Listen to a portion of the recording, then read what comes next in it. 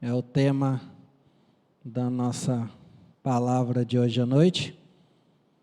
Nós estamos aí no 4º domingo do mês trabalhando com a carta de Paulo aos Coríntios e hoje entraremos aí no capítulo 5, um capítulo aí que eu peço que os irmãos estejam em espírito de oração, porque é um capítulo bem complicado.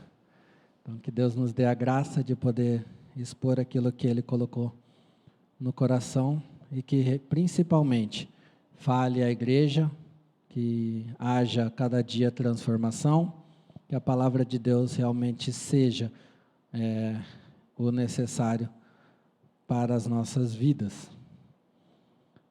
Então, 1 Coríntios capítulo 5, eu vou ler o capítulo, os irmãos acompanhem a leitura.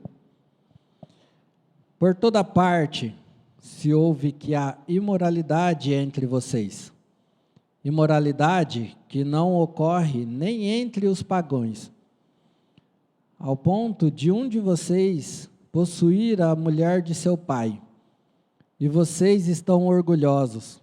Não deviam, porém, estar cheios de tristeza e expulsar da comunhão aquele que fez isso? Apesar de eu não estar presente fisicamente, estou com vocês em espírito, e já condenei aquele que fez isso, como se estivesse presente. Quando vocês estiverem reunidos, em nome de nosso Senhor Jesus Cristo, estando eu com vocês em espírito, estando presente também o poder do nosso Senhor Jesus Cristo, entreguem esse homem a Satanás, para que o corpo seja destruído, e seu espírito seja salvo no dia do Senhor. O orgulho de vocês não é bom. Vocês não sabem que um pouco de fermento faz toda a massa ficar fermentada? Livrem-se do fermento velho, para que sejam massa nova e sem fermento, como realmente são. Pois Cristo, nosso Cordeiro Pascal, foi sacrificado. Por isso, celebremos a festa, não com o fermento velho, nem com o fermento da maldade e da perversidade, mas com os pães sem fermentos, os pães da sinceridade e da verdade. Já lhes disse por carta que vocês não devem associar-se com as pessoas imorais. Com isso, não me refiro aos imorais deste mundo, nem aos avarentos, aos ladrões ou aos idólatras. Se assim fosse, vocês precisariam sair deste mundo. Mas agora estou lhes escrevendo que não devem associar-se com qualquer que, dizendo-se irmão, seja imoral, avarento, idólatra, caluniador, alcoólatra ou ladrão.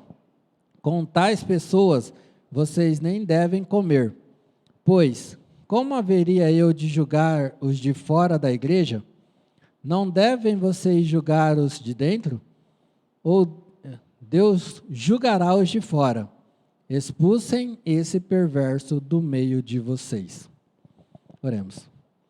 Deus, obrigado pela tua palavra, que ela seja sempre suficiente em nossa vida, pois ela nos traz reflexão e traz transformação, ó Pai, conforme a ação do Teu Santo Espírito, abrindo os nossos olhos, o nosso coração a cada dia, para nos rendermos a ela. Que realmente ela seja, ó Pai, o centro, a direção, a nossa única regra de fé e prática, e tudo aquilo, ó Senhor, que podemos conhecer do Senhor, vem através da Tua palavra revelada. Nós te agradecemos por tudo e principalmente pela Tua salvação, no nome santo de Jesus. Amém. Bem, nós estamos trabalhando com a carta de 1 aos Coríntios, e o tema geral do nosso estudo é... Está no tema de hoje só, né? Mas é hora de recomeçar. O tema geral do nosso estudo. Paulo ele vai tratar aqui de vários assuntos com a igreja, né, como já foi exposto, desde o primeiro da introdução, né, e do primeiro capítulo até agora. Ele vai tratar de vários assuntos trabalhando com a igreja, e o assunto geral que nós vamos abordar é que Paulo está dizendo à igreja: é hora de recomeçar, é hora de voltar a ser igreja, é hora de rever os seus conceitos, rever os seus valores, rever os seus princípios, rever aquilo pelo qual vocês foram ensinados e pelo qual vocês foram fundamentados e principalmente colocados ali como igreja de nosso Senhor Jesus Cristo. Então, toda a carta ele vai trabalhar com esse intuito, no nosso tema, no nosso estudo aqui, trazendo nessa forma, trazendo a igreja ao recomeço. Hoje, no nosso tema, nós vamos trabalhar o tema é necessário. Então, dentro desse capítulo 5, nós vamos ver algum ponto, sempre voltando a isso. É necessário. Nós vemos aí no estudo passado, no capítulo 4, Paulo vem tratando aí do capítulo 1 ao 4, sobre a divisão que havia na igreja, alguns problemas que estavam sendo causados ali por causa dessa divisão, e principalmente o foco aqui que eu quero que os irmãos não esqueçam, é que Paulo, ele vem dizendo à igreja: vocês se acham espirituais, vocês se acham que estão ali na presença de Deus, fazendo a vontade de Deus, porque no meio de vocês há o exercício dos dons, há uma igreja que tem todos os dons, que tem ali a ação distribuída pelo Espírito Santo dos dons dados à igreja. Então, esses dons dados à igreja, vocês acham que por isso e pela ação desses dons, vocês são uma igreja espiritual. E aí, Paulo ele vai começar a mostrar para a igreja que essa espiritualidade da igreja não é da forma que eles veem. E principalmente nós já vimos aí no capítulo anterior, Paulo falando à igreja assim: vocês se dizem espirituais, mas eu nem pude falar com vocês como maduros na fé. Tive que falar com vocês como meninos na fé, porque vocês não estavam prontos para receber um alimento sólido. Vocês tinham que receber ainda leite, porque vocês não amadureceram. Vocês ainda eram meninos espirituais. E Paulo aí vem aí, chegando no capítulo 4, no final do capítulo, ele começa a dizer assim: eu vou até vocês, e quando eu chegar aí, eu estou enviando carta, e não é a primeira carta, nós vamos ver mais para frente, dentro desse capítulo mesmo, né? Não é a primeira carta que Paulo envia, apesar do que está aqui no cânon ser a primeira aos Coríntios, mas Paulo já tinha enviado uma carta antes, que não se encontra aqui no cânon bíblico. Mas Paulo vai dizer à igreja: eu vou até vocês, e estou escrevendo algumas instruções, para que vocês avaliem tudo o que está acontecendo. Espero que vocês avaliem isso e tomem alguma atitude. Ou vocês querem que eu vou até vocês com amor ou com vara, que é o final do capítulo, o último versículo do capítulo 4, que nós encerramos a mensagem passada. Devo ir a vocês com vara ou com amor e espírito de mansidão? É isso que Paulo pergunta à igreja. E a partir daí, ele começa a tratar de alguns assuntos que foi levado até Paulo. Primeiro ponto da nossa palavra aqui é necessário que haja entre os irmãos pessoas que se importem. Dentro da igreja é necessário que haja pessoas que se importem. Nós vemos que tudo isso que Paulo está escrevendo à igreja de Corinto aconteceu por algum... É claro que Paulo também ficou sabendo por outros, mas aqui ele cita que capítulo 1, versículo 11. Meus irmãos, fui informado por alguns da casa de Cloé. Então, ele foi informado por alguém que estava acontecendo algumas coisas dentro da igreja. Talvez esses irmãos, talvez essas pessoas que estavam dentro da igreja, já tenham tentado fazer alguma coisa, já tenham conversado com a diretoria, já tenham conversado com os próprios irmãos, ou dependendo do assunto. Nós vamos ver aqui que tem vários assuntos que vão ser tratados dentro dessa carta, né? Esse daqui é um deles, que nós acabamos de ler, mas tem vários, tem as divisões que nós acabamos de tratar. Então vai ter assuntos sobre casamento, sobre a ceia, sobre pais, maridos e vários outros assuntos dentro da carta. Então, esses irmãos informaram Paulo. Eles foram lá, pediram socorro a quem realmente tinha autoridade dada pelo próprio Senhor Jesus Cristo para instruir a direção da igreja.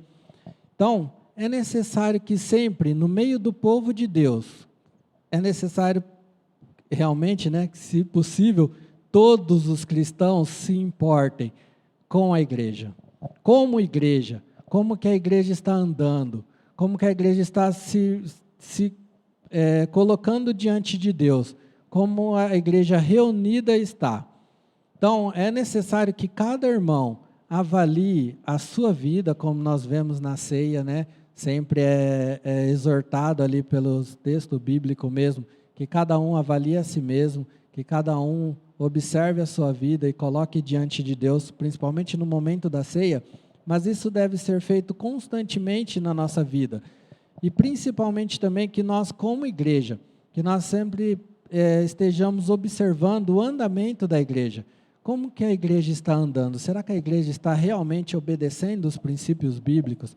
Será que realmente a igreja está pautada no ensino dos apóstolos? Nós vimos também no texto passado que a responsabilidade da igreja, do pastor, da liderança da igreja é manter a igreja firme naquilo que Jesus ensinou e naquilo que Jesus deu autoridade aos apóstolos somente, de direcionar, deixar escrito, deixar instruído a igreja como se portar. Então, por isso que nós sempre olhamos para a palavra de Deus para ter essa direção, mas é necessário que cada irmão se importe, de que cada um se importe com o andamento da igreja, como está andando, e buscar meios para que, se a igreja não estiver andando corretamente, ela possa voltar a esse ensino, que possa voltar à palavra, para que possa voltar sempre a caminhar com aquilo que foi o fundamento da igreja, desde o início do nosso Senhor Jesus Cristo, os apóstolos e aí por diante. Não há novidade, não é coisas que a igreja deve buscar como novo, deve sempre ser novo para a igreja, a cada momento que a igreja lê a palavra de Deus, a cada momento que a igreja estuda a palavra de Deus, deve-se sempre vir algo novo, um renovo nas nossas vidas espirituais, na nossa motivação, no nosso jeito de cultuar, a nossa alegria, isso sim deve ser sempre renovado. Não estruturas, não eventos, não essas coisas que são externas. Hoje que nós vemos, né, um grande movimento aí da igreja querer se parecer com o mundo, trazer coisas, novidades aí, e nós vemos igrejas aí parecendo boates, né, para atrair gente. Isso não é novidade. Isso são coisas que não estão na palavra de Deus. Isso são coisas que é o mundo entrando dentro da igreja, não a igreja sendo diferença no mundo. Mas a igreja, a observação da igreja deve ser sempre a minha igreja, a igreja da qual Deus me colocou. Ela está praticando a palavra que foi ensinada pelos apóstolos, que foi ensinada por Jesus Cristo, que nós vemos quando Paulo envia Timóteo, né, a própria igreja aqui no capítulo passado, ele diz que está enviando Timóteo para que Timóteo volte o ensino da igreja àquilo que Paulo ensinou, aquilo que o apóstolo ensinou. Então não há novidade, sempre a função é manter a igreja firme na palavra de Deus. Então há necessidade é necessário que haja sempre pessoas, cristãos que se importem com o andamento da igreja dentro da palavra de Deus e buscando sempre meios para que essa condição aconteça. Segundo, é necessário que haja disciplina dentro da igreja. Estava acontecendo algo aqui que estava deixando Paulo de cabelo em pé. Quando Paulo ficou sabendo do que estava acontecendo, ele praticamente, acho que não teve um infarto, mas eu acho que era perigoso. Os irmãos podem pensar aí pelo texto que lemos, o que estava acontecendo que estava deixando Paulo de cabelo em pé? Não era o fato de um rapaz estar se deitando com a sua madrasta, que possivelmente não era sua mãe, porque senão Paulo teria citado aqui a sua mãe, mas a mulher do seu pai, então possivelmente deveria ser ali sua madrasta. Não era esse o fato que estava deixando Paulo de cabelo em pé. O que estava deixando Paulo de cabelo em pé era o fato da igreja não ter tomado nenhuma atitude quanto a isso. Era o fato de, não só esse assunto, mas vários assuntos que foi relatado para Paulo, a igreja não tomou atitude nenhuma. Uma igreja que se dizia espiritual, uma igreja que se dizia firmada na palavra, mas que não estava nem preocupada com o que estava acontecendo dentro da igreja. Ele chega a citar aqui que é uma imoralidade que nem os pagãos seriam capazes de praticar. E nós já tivemos aqui estudos falando sobre a igreja de Corinto mesmo, até na introdução, nós vemos que era uma cidade praticamente imoral, uma cidade que praticava várias questões ali, que realmente era de imoralidade às portas abertas. Então, tinha até deuses referente a essas partes. Mas, o que esse rapaz estava praticando, até os de lá de fora, até os do mundo, eles reprovavam essa prática. E nós vemos na lei também, né, do Antigo Testamento, que há essa reprova diante da lei do Senhor. Mas a igreja não tomou atitude nenhuma. Estava lá, no meio dos irmãos, participando da comunhão, como se nada tivesse acontecendo, assim como outros pecados que estavam acontecendo. Irmãos, uma das marcas, né, uma das pautas de quando aconteceu a reforma, que nós vamos aí estar comemorando na semana que vem, uma das marcas da reforma, quando os reformadores se reuniram ali para questionar quais seriam as marcas de uma igreja verdadeira, né? Já que nós estamos falando ali que a igreja romana é uma igreja falsa, que está com práticas falsas, quais seriam as marcas de uma igreja verdadeira? Uma das palavras dos reformadores, como Calvino e outros, que uma igreja verdadeira é uma igreja que pratica a pregação da palavra, que é pautada a pregação no exercício da palavra, que está firmada a sua pregação dentro da palavra de Deus. Outra marca é o exercício das ordenanças deixadas por Deus.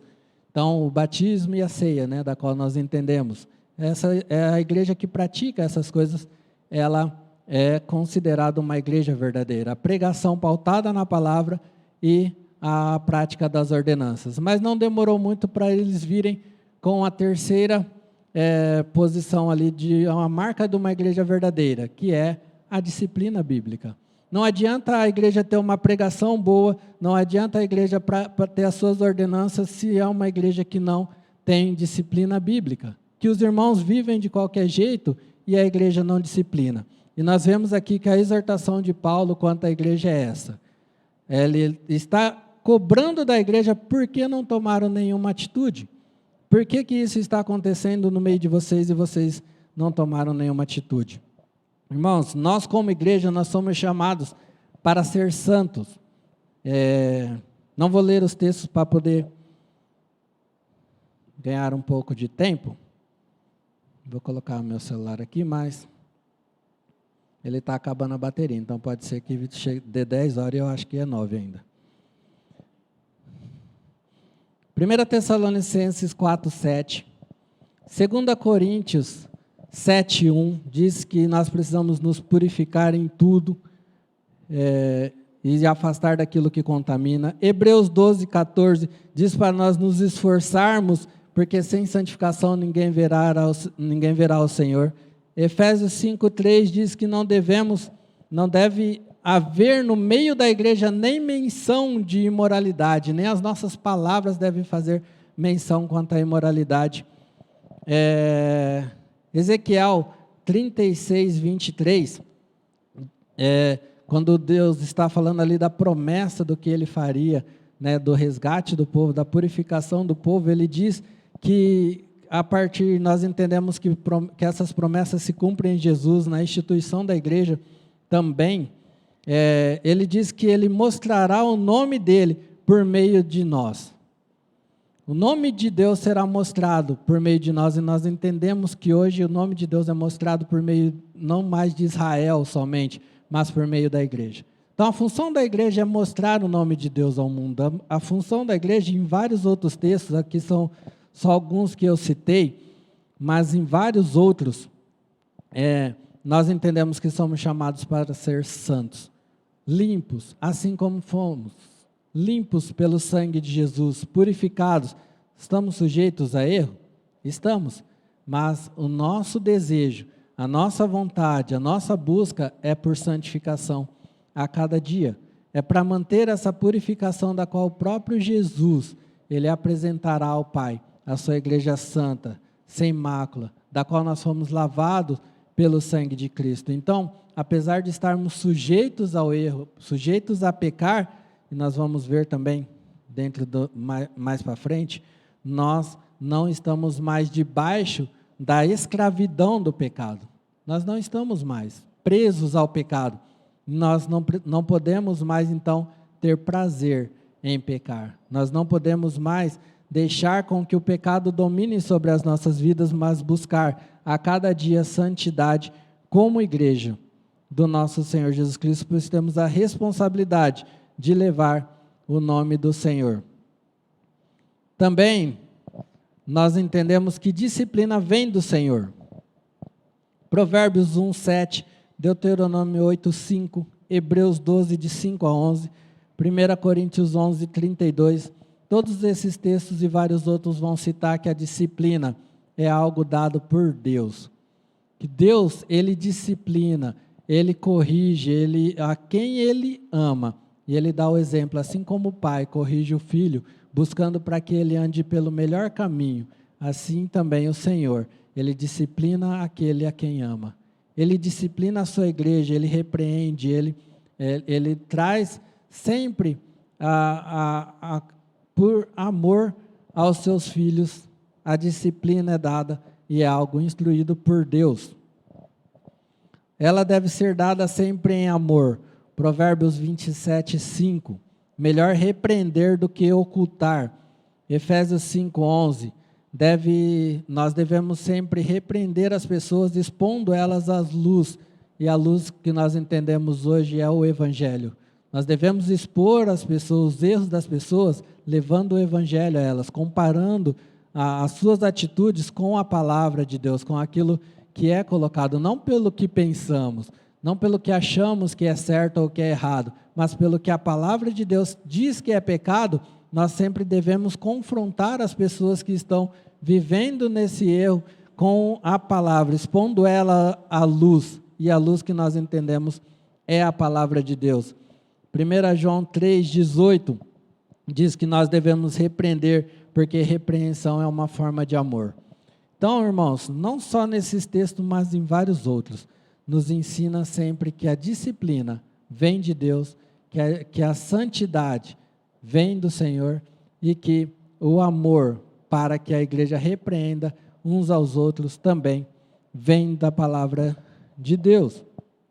Nós aprendemos também em como devemos repreender, ou quem, também contexto, por exemplo, de Judas 17, 24.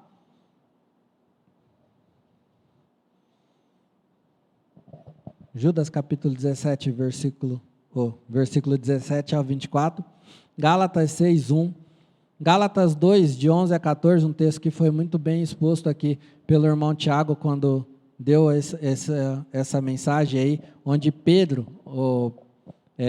Paulo repreende Pedro ali publicamente por uma atitude errada dele, pois era uma atitude que estava ferindo aos gentios ali, a atitude que ele teve publicamente no meio de todos. Paulo repreende publicamente, e mais para frente nós vamos ver na carta de Pedro, ele mesmo dizendo, né, que Paulo ele tinha ali a autoridade, a repreensão dele, o jeito dele tratar era sempre com amor, porque Pedro entendeu também que essa repreensão dele era com amor. Mateus também, capítulo 18, versículos de 15 a 17, vai dizer como nós devemos tratar também esses tipos de repreensão.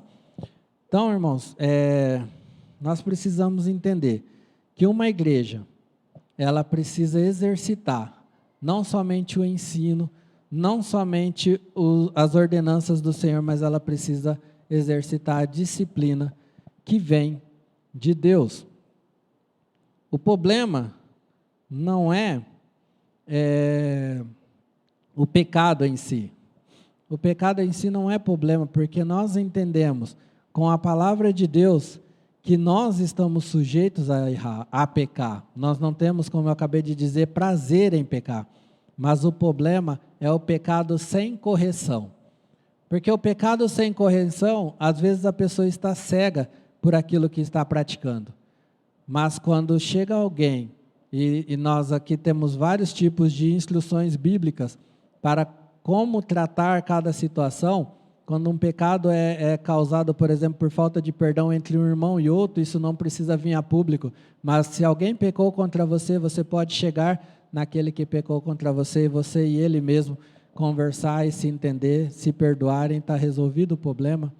Nós temos também, se você vê que algum irmão está em pecado, você chega ou repreende, ele não aceita, você vai lá, busca 2 ou 3 como testemunha, e vai lá, conversa com ele também não aceita, e você chama a igreja e leva para a igreja, e aí sim, exclui. Então, a palavra de Deus, ela vai nos dando instrução de como nos portar, mas ela nunca vai dizer assim, deixe, vai deixando que o tempo passa e ele vai resolver sozinho. Não, a igreja é levada a sempre tomar uma atitude. O pastor Irlande, uma vez que ele esteve aqui falando, em um dos trabalhos da convenção, ele disse assim, que problema é feito para ser resolvido. Problema é feito para ser resolvido. Nós temos o ditado que diz que o tempo resolve todas as coisas, né? Mas na igreja, problema é feito para se resolver, porque nós vamos ver mais para frente o que causa um problema não resolvido. Nós nos tornamos cristãos por livre e espontânea vontade, no bom sentido da palavra, não entendam como livre-arbítrio ou questão de salvação. Mas nós estamos aqui na igreja, nós somos cristãos, nós decidimos permanecer aqui na comunhão dos irmãos, ninguém forçou você a estar aqui, ninguém te trouxe aqui amarrado, a não ser o amor de Deus que te amarrou e te atraiu, né? Mas fora isso, você não é forçado a estar aqui. Então, se você decidiu estar aqui, se você está aqui participando da comunhão com os irmãos, você deve estar sempre sujeito àquilo da qual nós professamos como fé. Nós vemos o que o mundo quer fazer hoje, né? Distorcer todo o que a igreja tem por base. Por quê? Porque a base da igreja, ela fere aquilo que o mundo quer viver. Mas ninguém obriga eles a estarem aqui. Eles querem estar, de alguma forma, de bem com Deus, praticando as mesmas coisas da carne. Mas isso não é possível na igreja. A igreja, quando um cristão, quando um irmão, como Paulo está dizendo aqui, não deveriam vocês expulsar ele do meio de vocês? Porque é alguém que não quer viver em correção, que quer viver segundo a carne. Mas não tem como você ficar em cima do muro. Se você decidiu estar na comunhão da igreja, você deve estar conforme a igreja. A igreja, ela tem por responsabilidade os cristãos, eles serem convencidos do que é ser cristão. Ninguém pode estar aqui obrigado, porque se você estiver aqui obrigado, em qualquer momento algo vai te frustrar e vai te levar para fora. Mas quando aquilo te convence, quando a palavra de Deus ela te convence, você está aqui porque foi transformado. Você sabe o porquê está aqui, a razão de estar aqui e quem realmente é o Senhor deste lugar. Nós entendemos que como igreja nós convencemos as pessoas a estarem aqui por causa da palavra de Deus. Por isso que é somente a palavra de Deus que é exposta aqui. Porque ela é quem pode convencer as pessoas. Por isso aqui na igreja deve sempre haver doutrina, ensino, estudos, para que essas práticas da igreja, expondo a palavra de Deus por meio de qualquer ação sua, a palavra de Deus convença as pessoas. E ela estará aqui porque foi convencida da palavra de Deus, não por qualquer outro motivo. E aí sim essa pessoa estará sujeita à direção de tudo aquilo que a palavra de Deus diz. Por isso que, quando eu fui batizado, por exemplo, na minha profissão de fé, quando falaram que estava aprovado, né? Uma das palavras do pastor foi assim: a partir de hoje, 99% da igreja tem a ver com a sua vida, está responsável pela sua vida. Então, a partir do momento em que eu decidi fazer parte dessa igreja, estou aqui como membro atuante desta igreja, a igreja tem total responsabilidade com a minha vida, tanto para me ajudar a caminhar na fé, como também para me exortar. Eu dei toda a liberdade para que a igreja olhe para a minha vida, por isso que o batismo é uma pública profissão de fé. Nós entendemos como um simbolismo da morte para a vida, mas o batismo também é uma pública profissão de fé. A partir desse momento, eu estou dizendo à igreja e ao mundo: pode me cobrar, porque eu estou publicamente dizendo que a minha vida hoje pertence a Cristo. Então, se eu disse isso, e se eu dei toda esta autoridade para a igreja, eu não posso estar revoltado quando eu sou corrigido. Eu não posso estar revoltado quando eu sou disciplinado, porque a disciplina faz parte da direção de Deus para que os seus filhos permaneçam firmes. Nós temos um ponto interessante aqui, nessa questão de disciplina, em que Paulo cita algo que é meio polêmico, e eu vou passar correndo por esse ponto. Que ele diz para entregar essa pessoa a Satanás. Entregue esse irmão a Satanás. Irmãos, é de deixar a gente meio preocupado, né? Assim, falar, mas Paulo falar um negócio desse? Eu não lembro quem, mas é uma frase bem conhecida, principalmente dos teólogos aí, né? Que Satanás, até o diabo é o diabo de Deus. O diabo é o diabo de Deus. Não existe outro Deus, não existe outra pessoa com soberania. Existe um Deus, um só Deus e só. Somente Ele que comanda, coordena, tem autoridade sobre todas as coisas e principalmente sobre a criação. O diabo, ele não é eterno, o diabo é alguém que foi criado. Satanás é alguém que foi criado por Deus. Então, Satanás, até Satanás é o Satanás de Deus. E está aqui, e muitas vezes nós vemos relatos bíblicos, usado por Deus, a serviço. Nós vemos o caso aí que estudamos, e bem estudado, o livro de Jó. Quem que foi usado para aperfeiçoar a fé de Jó? O diabo, certo? Certo? Os irmãos estão olhando assim, será que ele está falando isso mesmo? Irmãos, o diabo foi usado. O diabo pediu para tentar Jó, ou Deus ofereceu a vida de Jó primeiro? Quem que falou assim, você está andando rodeando a terra? Você viu meu servo Jó? Deus sabia, né, que ele tinha passado por lá. Mas Deus usou o diabo ali, não para uma disputa, para ver quem podia mais, mas Deus usou o diabo ali para aperfeiçoar a fé de Jó. Nós estudamos hoje, né? Hoje, o livro de Lucas, a tentação de Jesus. Quem que foi usado ali para tentar o Jesus humano? Foi o diabo? Certo? Quem que levou Jesus até o diabo para ser tentado? Foi o próprio diabo que veio tentar Jesus? Não. A palavra de Deus diz que o Espírito Santo levou Jesus para ser tentado. Hebreus, o texto que eu li hoje na abertura da EBD, diz que em tudo Jesus foi tentado, mas, graças a Deus, ele não pecou. Ele foi tentado por quem? O próprio texto que nós lemos lá da tentação de Jesus encerra dizendo que ele o deixou por um pouco de tempo até encontrar outra oportunidade. Tem vários outros textos que nós podemos usar, como 2 Coríntios, capítulo 4:4, vai dizer o quê? O Deus deste século, com letra minúscula, é claro, porque Ele não é Deus coisa nenhuma. Mas o Deus desse século está aqui para quê? Cegar o entendimento dos incrédulos, para que não resplandeça a luz do Evangelho de Cristo. 1 João 5,19 diz que o mundo o quê? Jaz em quem? No maligno.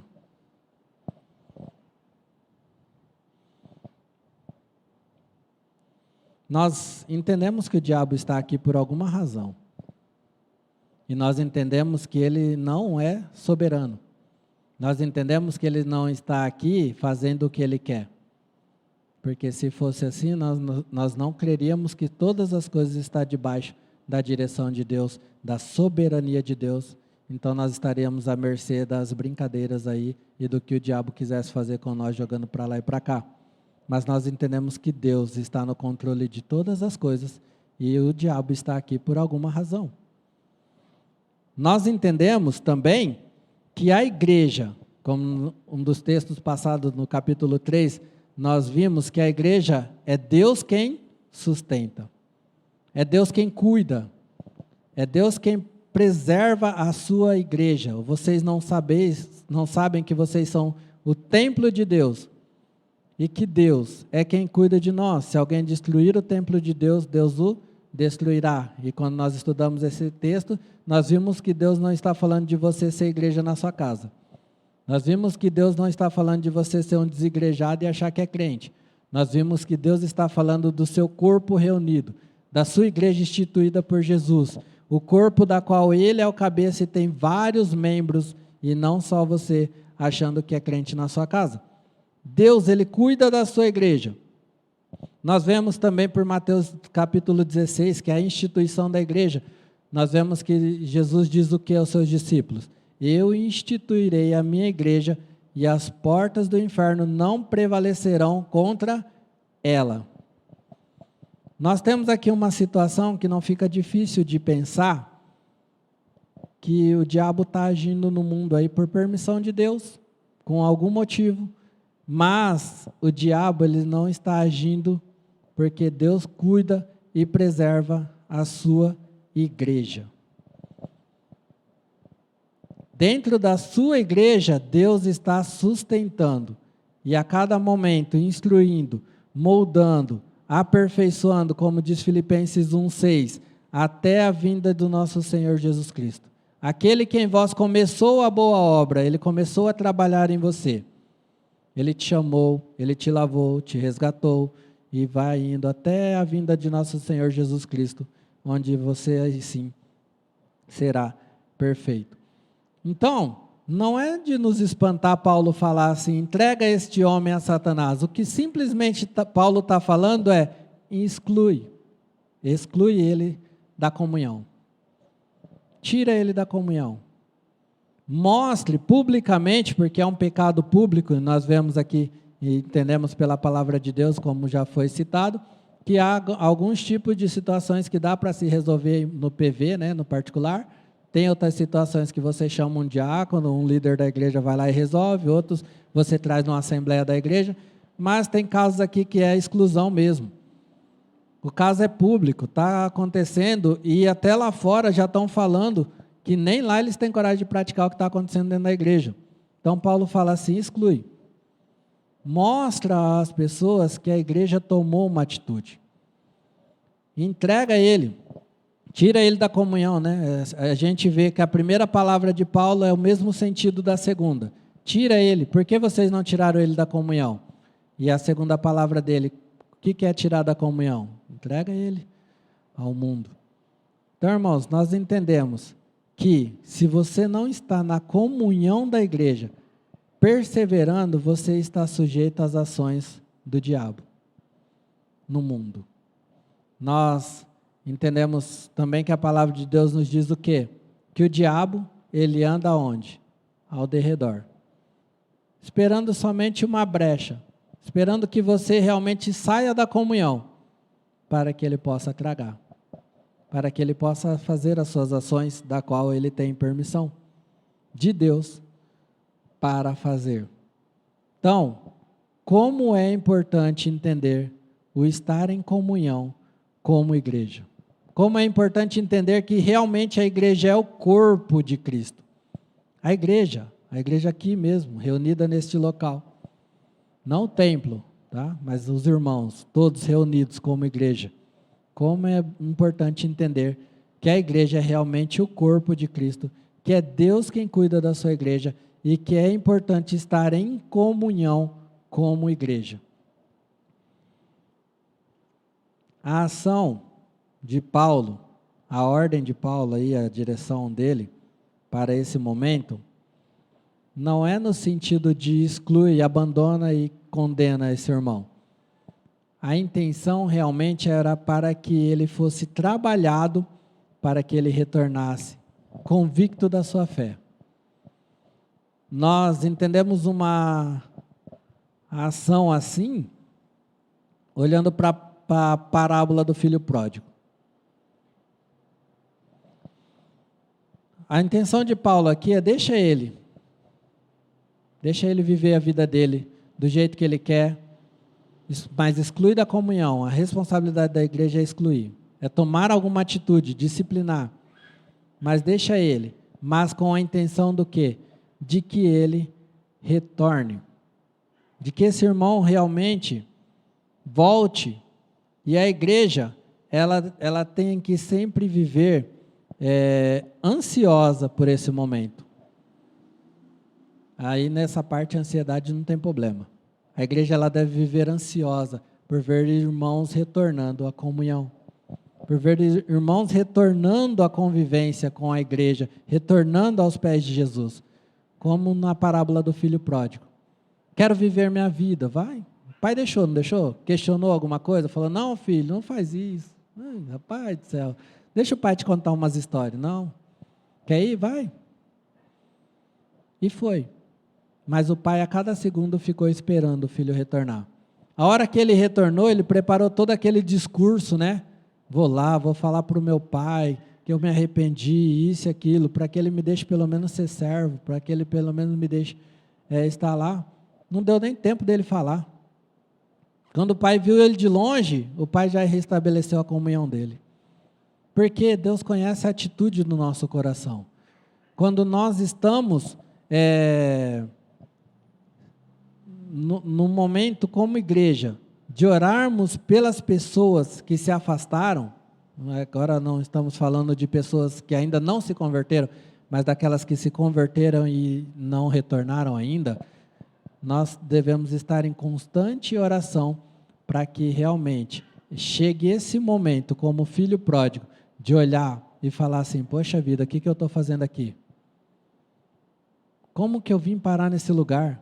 Lá até os trabalhadores de meu pai estavam melhor do que eu.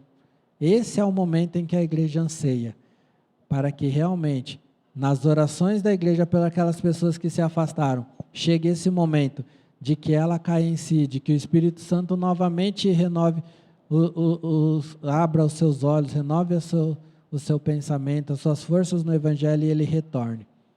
Retorne à comunhão da igreja e a igreja está ali como pai, esperando esse retorno realmente, aí sim, convertido. Aí sim transformado. Aí sim entendendo o porquê de estar na casa do pai.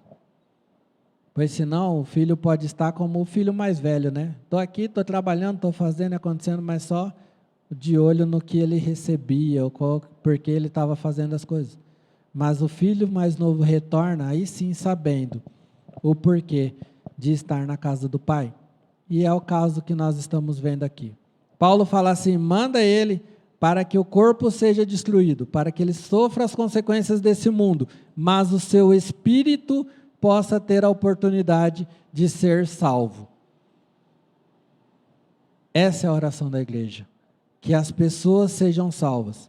Esse é o desejo da igreja, que as pessoas elas retornem e tenham aí a oportunidade, nesse tempo da graça, de cada dia ainda retornar aos braços do Pai. E aí, deixa, mas não deixe de orar.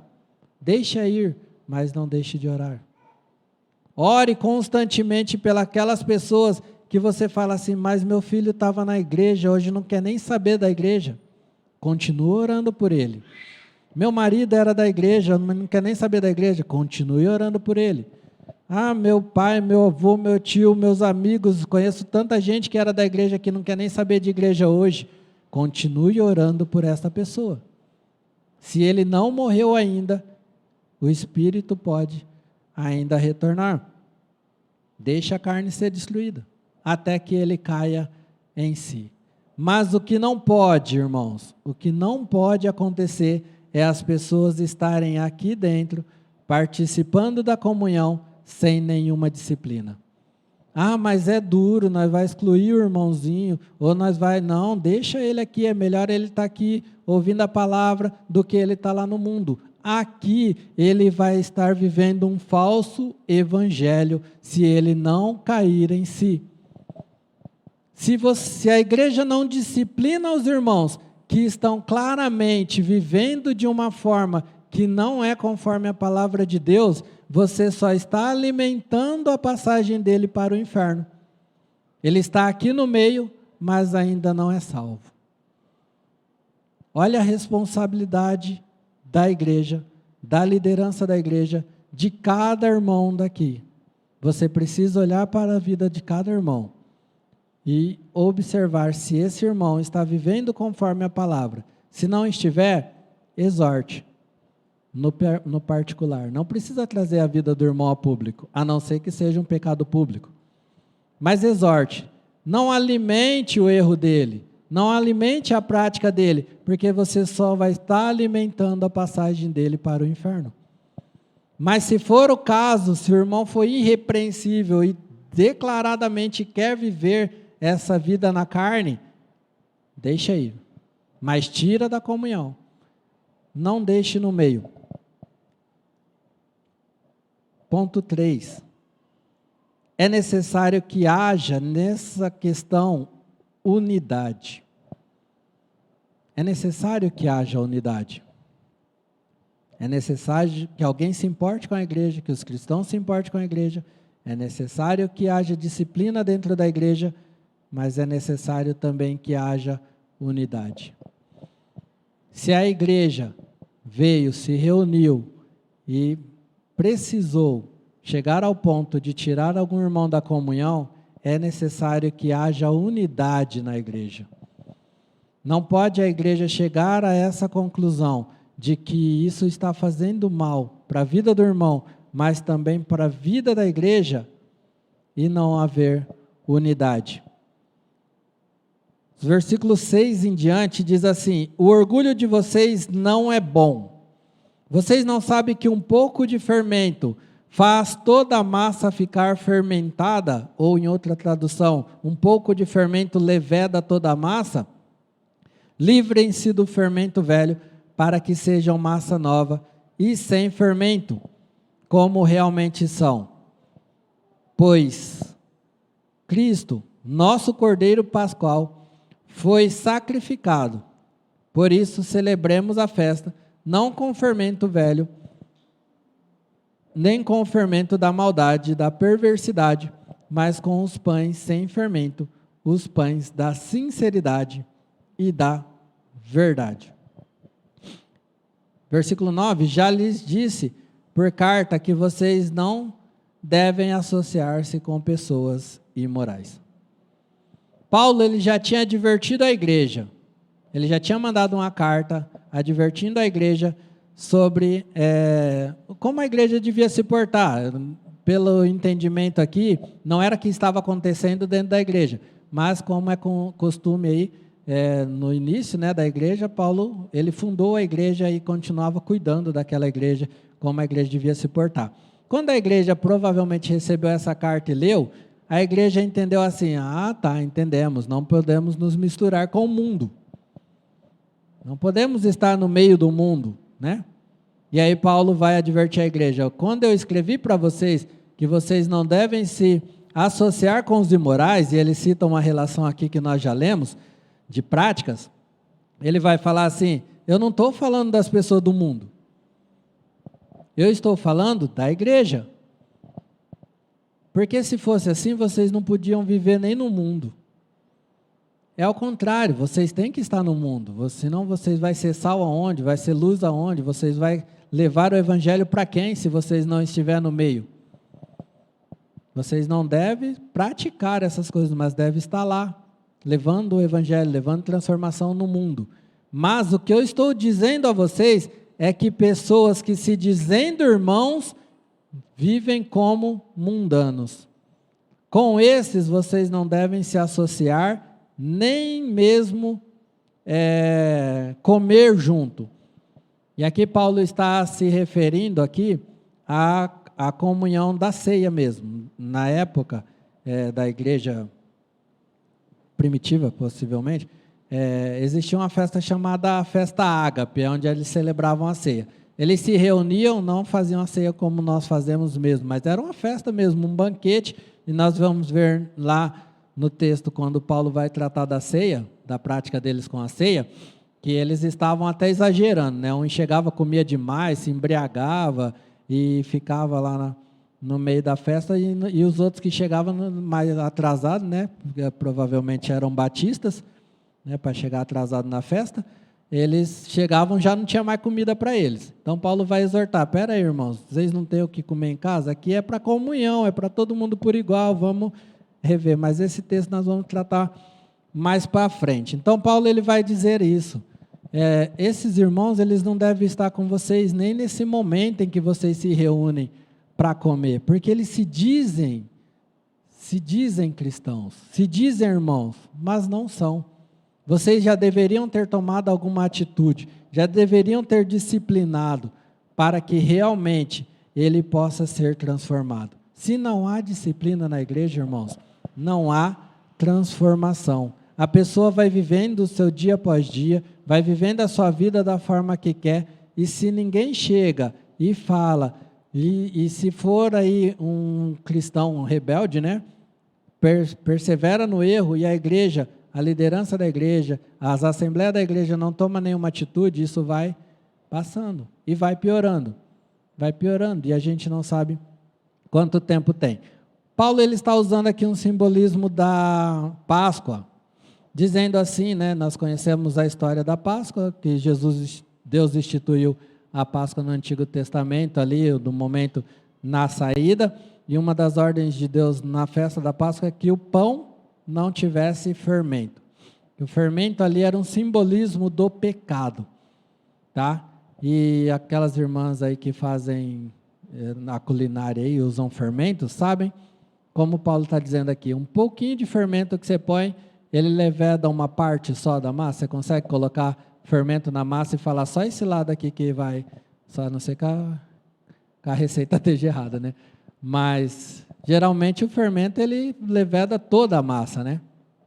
Então, Paulo está dizendo isso aqui. Se o pecado de um irmão na igreja não é tratado, esse pecado ele vai estragar todo o corpo. Ele vai contaminar todo o corpo. Por isso que a disciplina dentro da igreja é necessária. Não pode se falar assim, deixa que o tempo passa. Hoje nós temos um costume dentro das igrejas, né, e em alguns casos até na nossa, de acontecer alguma situação e por causa de medo, assim, numa questão jurídica, a gente pede para os irmãos, escreve uma carta aí e pede para sair, né? Faz igual o BOP, pede para sair, que fica mais fácil.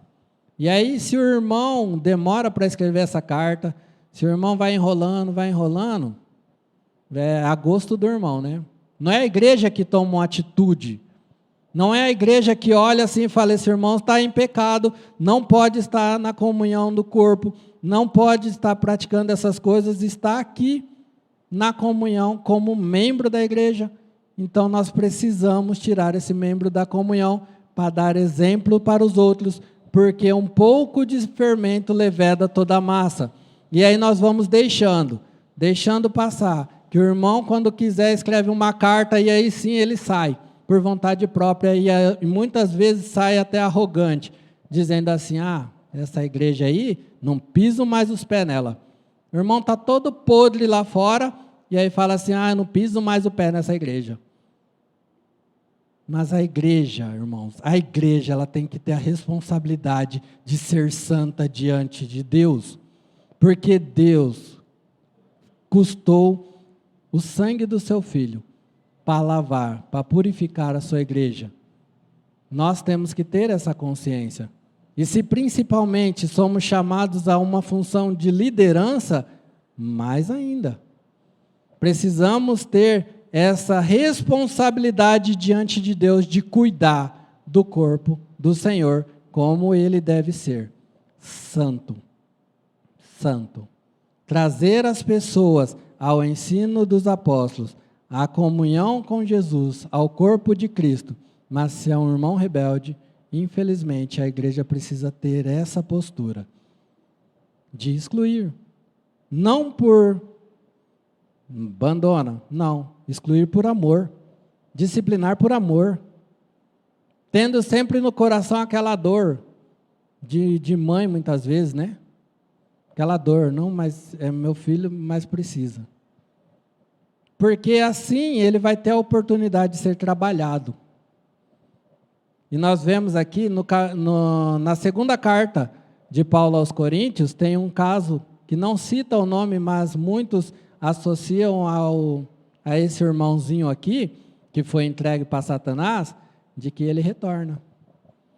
De que ele pede perdão para a igreja e quer voltar à comunhão. Paulo está escrevendo assim, aceitem. Recebam ele com toda a alegria. 2 Coríntios capítulo 2, Paulo vai falar disso. E se vocês perdoaram, eu também perdoo. Paulo ele está ensinando aqui um princípio bíblico, né? Por isso que ele fala, eu já fiz, e quando vocês se reunirem, tome também a mesma atitude, porque eu estou com vocês, e o nome de Jesus também está com a igreja. Então são 3 testemunhas, para que a igreja tome a atitude de excluir esse irmão. O poder do nome de Jesus, a autoridade deixada nas Escrituras pelos apóstolos e a reunião do corpo de Cristo. O que ligares na terra será ligado no céu. Tá? Então, é necessário, porque um pouco de fermento, qualquer pecadinho que não seja tratado, pode levedar toda a massa. Existe aqui, e nós precisamos entender algo, que é, como foi citado aqui, as marcas da igreja, o ensino, o exercício das ordenanças e a disciplina bíblica. Tem que andar junto, em comunhão. Nós entendemos aqui, já estudamos, que o problema da igreja aqui não era o ensino. Nós vimos aqui que a igreja estava sendo muito bem ensinada por pessoas bem capacitadas, como Apolo, como Paulo. Então, irmãos, não dá para falar assim, vamos pregando a palavra, se a palavra não vai transformar, não vai tocar no coração do irmão, aí eu já não posso fazer mais nada. É 2 situações diferentes. A igreja, ela deve pregar a palavra, mas a igreja, ela deve disciplinar, quando necessário. Não dá para deixar falar assim, estamos aqui do púlpito pregando a palavra de Deus e que a palavra transforme a vida do irmão que está vivendo em pecado, se esse pecado já chegou ao conhecimento da igreja. Tem que ser disciplinado, porque nós entendemos aqui que Paulo está dando essa instrução aos coríntios e não era falta de ensino, porque a igreja de Coríntio tinha bons ensinos. Então o problema não é o pecado não corrigido. E a disciplina é sempre para que o irmão possa ter oportunidade de entender o porquê está na casa de Deus. E a disciplina não é um julgamento. A disciplina ela serve para trazer realmente a igreja, que realmente a necessidade de manter a igreja santa. Quando disciplinamos alguém, nós estamos mostrando para os irmãos a seriedade da igreja. Vocês lembram do caso de Ananias e Safira? A propriedade era deles. Chegou lá no pé dos apóstolos, venderam por um preço, falaram para ele que era de outro. Não era dos apóstolos o dinheiro. Mas eles estavam iniciando a igreja. Por que eles morreram ali, na hora? Para mostrar a seriedade da igreja que estava sendo instituída. Deus disciplinou, tirando a vida deles na hora ali. Irmãos, igreja é coisa séria. A comunhão do corpo é coisa séria. Nós devemos entender que se estamos tomando alguma atitude que não está conforme a palavra de Deus, não amacie o ego do seu irmão. Não fala para ele, não, irmão, Deus vai cuidar. Ah, irmão, não fica assim não. Ah, a igreja foi dura com você, mas eu estou aqui. Você tem que estar aqui mesmo, orando por ele e tudo, mas não contra a posição da igreja. Diga para o irmão, irmão, você precisa entender a palavra de Deus. Você precisa estar conforme a palavra de Deus.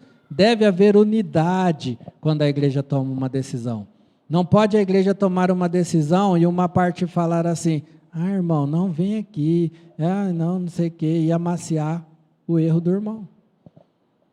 Tem que estar como igreja unânime naquilo que diz a palavra de Deus. Eu já vi casos de igrejas, de reuniões, que a igreja teve que tomar postura firme por alguma decisão, e até às vezes já vi situações de pastores ter que ser tirado da igreja porque estava em pecado, e a igreja, a diretoria da igreja, graças a Deus, se reuniu, tomou uma posição como igreja, como diretoria, segundo a palavra de Deus, e depois alguns irmãos ficaram, não, nós estamos do lado do pastor, tadinho. O pastor vivia numa vida imoral, que estava publicamente atingindo a sociedade para a visão daquela igreja. E aí os irmãos, não, tadinho do pastor. Irmãos, tem que haver unidade. A palavra de Deus, como a nossa declaração diz, é a nossa única regra de fé e prática, independente de quem seja. Pode ser o pastor, pode ser o diácono, pode ser o líder da IBD, pode ser o irmãozinho da recepção, pode ser o filho do irmão de não sei quem. Se está vivendo indisciplinado, deve ser corrigido pela igreja, porque um pouco de fermento leveda toda a massa. E a santidade da igreja é algo que é preservada por Deus. E Deus cuida muito bem do seu corpo. Quando Paulo diz assim, com esses nem devem comer, ele não está falando que você não deve receber na sua casa, tá? É outra situação, é na ceia deles, na comunhão dos irmãos, onde eles estão reunidos, que você não deve estar junto. Porque como nós vamos continuar cuidando do irmão que está sendo disciplinado, se nem em casa nós recebermos, né? Então, mas ore por esses irmãos, orem por cada um, cuide para que realmente eles possam retornar e cada irmão que está aqui entenda o porquê está aqui. Por que eu estou aqui? Eu estou aqui em gratidão, porque Deus me trouxe aqui, o soberano, o que cuida de todas as coisas, está cuidando da minha vida. Então é necessário haver cristãos preocupados com a santidade da igreja. É necessário haver líderes compromissados, não só com o ensino, mas com o discipulado e, se necessário, disciplina da igreja. E é necessário haver unidade da igreja quando o assunto é a palavra e o testemunho. É necessário todas essas coisas. E que Deus nos ajude, nos capacite, nos exorte e nos faça sempre submissos à sua palavra, independente de qualquer caso, independente de qualquer situação, que nós sejamos uma igreja, segundo o coração de Deus, segundo a sua palavra. Oremos. Deus, obrigado por mais esse momento, obrigado pela tua palavra, e nos ensine a cada dia, pela direção do teu Santo Espírito, andar conforme a mesma. Nós te louvamos por tudo que és, por tudo que tem feito, em nome de Jesus. Amém. Passa a palavra.